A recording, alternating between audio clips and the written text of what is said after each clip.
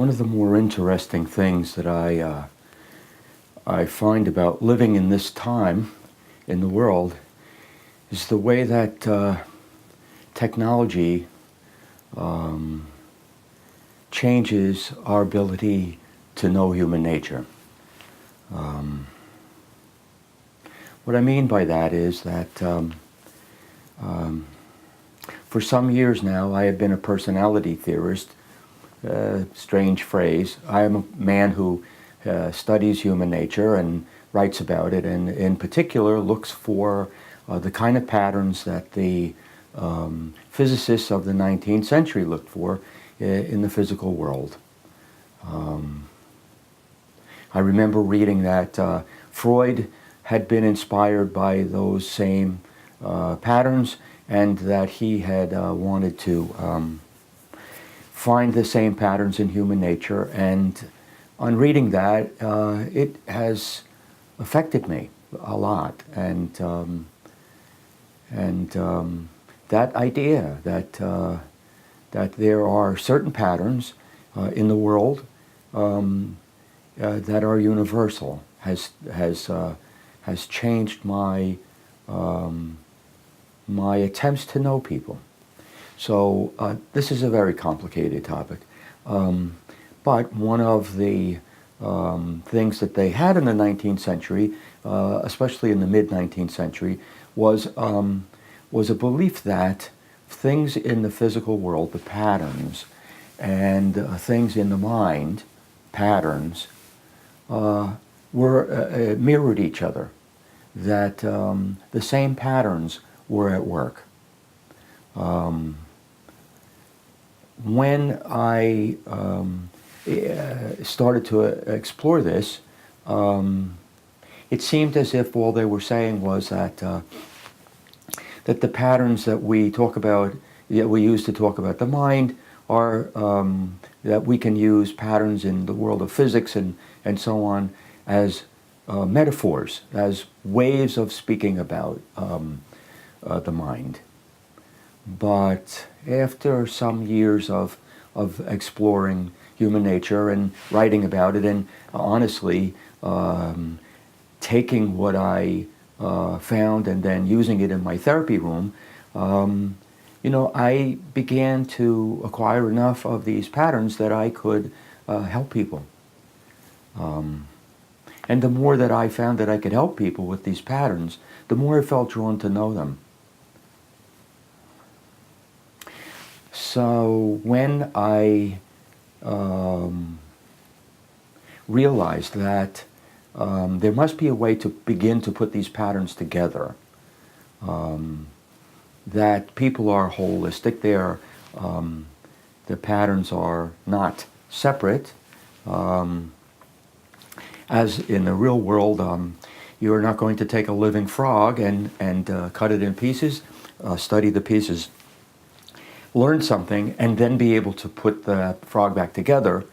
You can't do it with human beings either. The only way to really know a human being, or a frog, a living frog, is to know them alive, living in the world. So one day I began to ask myself how computers are related to the mind, because I had read an article that said that it was naive to use the computer as a model for the mind, that it was very much, the human mind was much different, and the computer was more or less just a machine, and it remembered things very mechanically, and it had no ability to draw meaning from things, and so on. And I began to think about this. But while I was thinking about it, I recalled some of the things I had learned in school. Most people don't know that I have a bachelor's degree in microcomputers, that a 4-year degree in studying the nature of computers, how they build them and so on. And in this case, in particular, I'm talking about the operating systems. It's a fancy word for the computer's personality. People currently, there are several personalities that people can buy in these computers. So there's the Apple personality, and which originally was quite visual and graphic and so on, and the PC, which was originally more text-based and has come to look a lot similar to the Apple, and Linux, which remains a lot like versions of the PC. But the point being, all three of these operating systems, all three of these, are reflections of the designers of that computer, each computer system. And different personalities would be drawn to the different kinds of computers, in part because the operating system, the personality of the computer, the way it interacted with you, fit your nature. I thought about this. I thought about it a lot. I have not even to this day seen people talk about computer operating systems as analogous to human personalities, but they very much are. And one particular aspect of computer operating systems is something that kept drawing my attention. And that idea, most people would not know, unless you had studied computer operating systems, is that the computer operating system is constructed like an onion, in layers. And so if you can imagine maybe an onion with 6 layers, and in the center of this onion, the innermost layer, is called the kernel. This happens to be what it's called in computer operating systems. And that's the basic living part of the personality.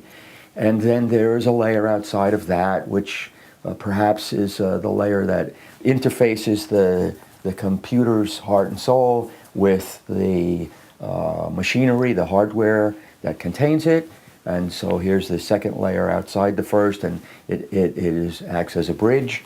And then perhaps there's a third layer around that, and that's for the hardware to talk to the outside world, like the internet and so on, to other computers, and so on.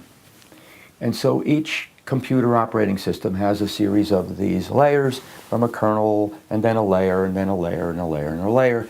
And this enables the computer personality, the kernel, to talk with the various pieces, like the keyboard and the monitor and so on, of that computer, but also with other computers.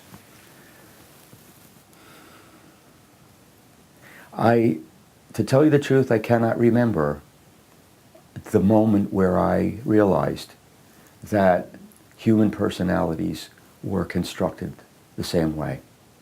I've never read that. It isn't a way that people generally describe human nature, although we've used the word, the idea of an onion and peeling the onion and so on to get to know people, but that's not really, no personality theorist has yet said it's literally true. It's not just a metaphor. And I cannot remember when I began to try and think it through as to what was in the layers. But I can remember a day, and I was sitting with a client in my therapy office, and the woman was perhaps in her early 40s, and very intelligent woman, and a chiropractor, and very knowledgeable about nutrition and many other things. And I remember drawing for her the 10 layers of personality that would very soon become my personality theory. I can still picture showing her each of the layers, and in the drawing, I'm not even sure originally how I thought of this, but the kernel, the very center of the onion, is layer 10. And I came to talk about it as the 10 represents the level of intensity in the personality, how much energy this particular layer holds. So there's layer 10, and there are 10 layers, so 10, 9, 8, 7, 6, 5, 4, 3, 2, 1, and each one describes roughly the intensity. Well, I remember drawing this for her on the back of a paper placemat that I had gotten from a Chinese restaurant. And I think I got Chinese food that day. I still ate that kind of thing then. And I remember her reaction. And her reaction was, where do you come up with these things? It's interesting how a small comment can give you encouragement or a clue that you're on the right track, or that there's something there that's more than ordinary. Okay, so story aside, I went on to write an entire theory of personality, including using the methods from the scientific method, the constellated science, to develop tests to test for what I came to call the core personality. There are 5 parts to this core personality. 4 of them are the 4 parts of layer 7, and one is the speed at which the person interfaces with the outside world, roughly fast or slow. But all of that aside, everything that I have just talked about comes back to the idea that I began with, which is that I was looking for patterns that were universal in human nature, that all people had some variation, a measurable variation, of each of these patterns. There are 4 patterns in layer 7, one inside the other. Layer 7 is actually a little miniature layer onion, and there's a layer and then a layer and a layer and a layer. There are 4 layers. But the point is that this entire idea about personality as a layered operating system came from a very simple aha. And that aha was that if human beings design technology, won't the technology, the design of it, be made in the likeness and image of the human being? In other words, were you to think about aliens from far away, light years away, and their sun is a different color, and so their vision is in a different range. Perhaps they see in a infrared or ultraviolet or something else different than we do. They have sight, but that pattern is universal, but it's a different variation. So if they made things and they made art, the art would naturally be in the ranges of color that they could see. It would be made, their art would be made in their likeness and image, as would their technology, screens if they had to see things and read things and so on. Their books, their teaching methods. Everything would be made in their likeness and image. And so is ours. We make our technology in our likeness and image. And during my lifetime, it's been absolutely incredible how it has advanced. There were no televisions in homes when I was born, and now we have greater televisions by thousands of times in our phones that we carry around in our pockets. It's hard to imagine. But again, I realized that if I wanted to understand the human mind, and the mind is invisible, it's a mind, that I could absolutely see the patterns of the mind if I looked at the technology that this mind had created. It's a fascinating idea to me because, for instance, the camera that is recording this now has an awful lot of the same problems that our eyes have. The camera's not up to our eyes yet. We're closing in on that, but the eyes are just incredible when it comes to the ability to see ranges from light to dark, contrast. But the point being that in learning about the camera technology, I turned to learning about the eye. And in learning about the eye, I learned more about how cameras work. In between that, my office, a particular room in my office where I do therapy, I intuitively used colors in that room that felt right to me. Mostly sage greens and some yellows and very little violets and reds. But the point is that as I was studying the eye, I was surprised to find that the amount of color, the sensitivity in the eye is not even. It's not a flat line. The eye isn't as sensitive in the reds as it is in the greens or the yellows and so on. And it turned out that the amount of area that had colors on it exactly matched the amount of sensitivity in the human eye. Most of my room is that color green that is the eye is most sensitive to. We mirror our technology mirrors us. Even the idea of decorating a room mirrors our personality. In this way, we have a window into our minds and our souls from the machines that we make. This is not about worrying whether the machines will take over our world. I don't know whether they will or they won't.